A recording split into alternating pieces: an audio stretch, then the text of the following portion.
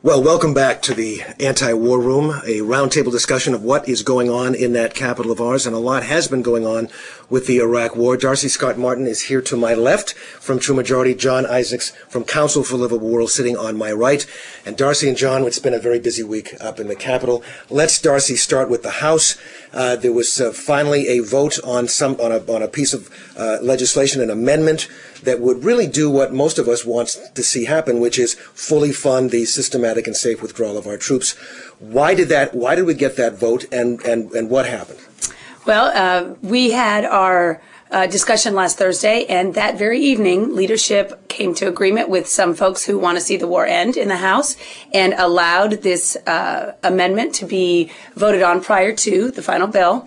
And it is that because they listened in on the anti-war movement? Absolutely, they knew exactly what we wanted. Right.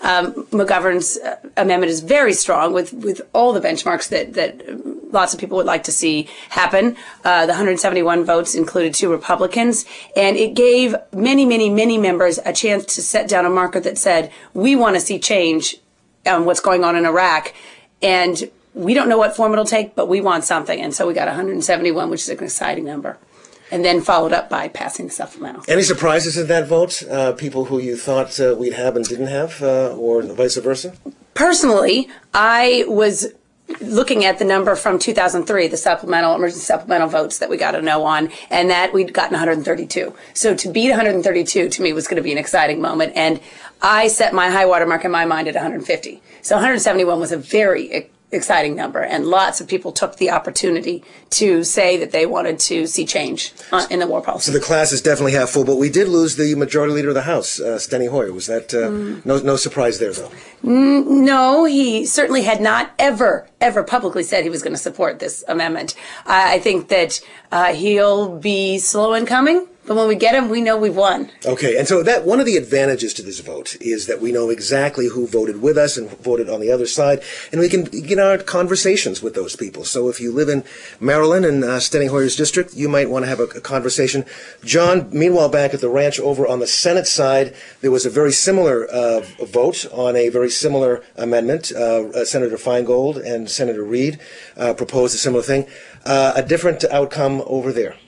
Actually, it's somewhat a similar outcome. There are several symbolic votes. As you say, Senator Russ Feingold of Wisconsin and Harry Reid of Nevada offered an amendment basically to get almost all troops out of Iraq by March of 2007 and March of 2008. Yes. The amendment got 29 votes, all Democrats. It did get the votes of the 4 presidential candidates, Clinton in the Senate, Clinton, Obama, Dodd, and Biden. It also got the votes of all 4 Democratic leaders, including Reid of Nevada, of course, Durbin of Illinois, Patty Murray of Washington, and Schumer of New York. It also is a good test vote. About a year ago, there's a comparable vote to get out of Iraq, and that only got 13 votes. So we moved up to 29 votes, but ultimately, of course, not only do we need 51 votes to win, but we probably need 67 votes to overcome a presidential veto. So in the Senate, we had all the leadership, all the Democratic leadership. That's a good thing, but only 29 votes. That's a bad thing, and of course, far short of what we need. So what does this all mean? Let me point out one other vote in the Senate. Senator Warner of Virginia offered an amendment, basically a series of benchmarks for the Iraqi government. It didn't mean much, and it was an amendment for the fence sitters of the world. And that did get 52 votes, but almost all Republicans voted for that amendment. And this may be kind of a way station. People talk about September, October as the next real deadline, that a lot of Republicans who don't like the war but don't like voting against the war in the fall may wind up voting against the war.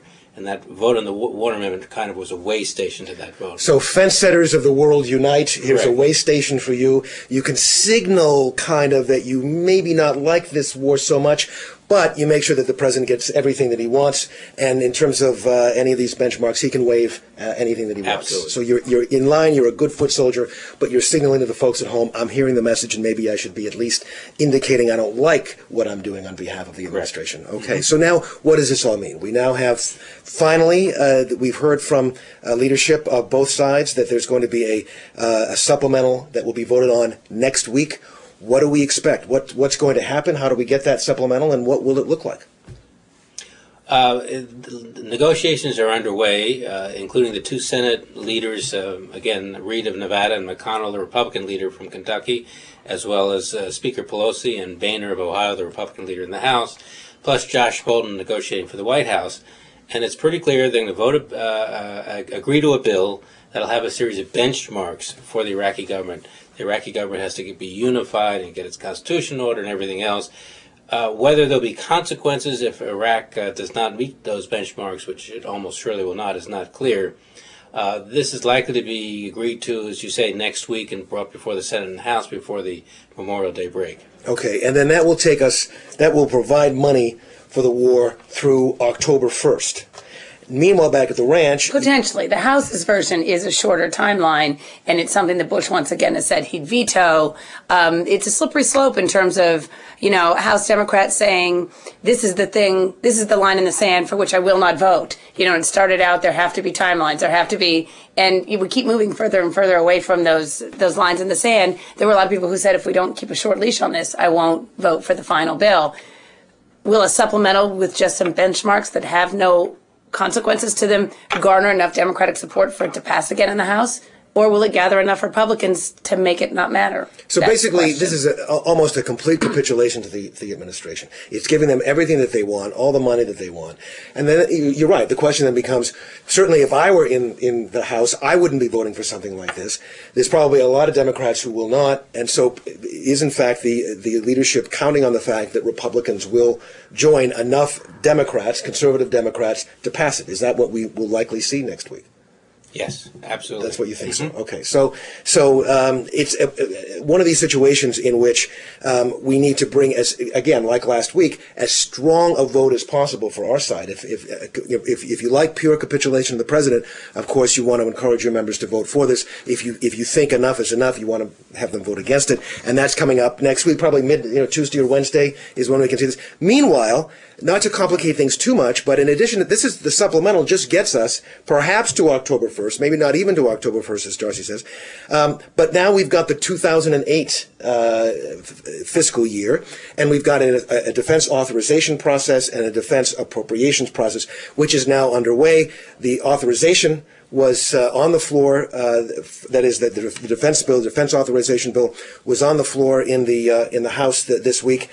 Darcy, were there any surprises there? The surprise is only a disappointment in that there weren't any pieces of legislation about Iraq allowed onto that defense authorization. The rule that was allowed in order was fairly limited, cut out any kind of discussions about Iraq, and obviously there was some purposeful intent of that.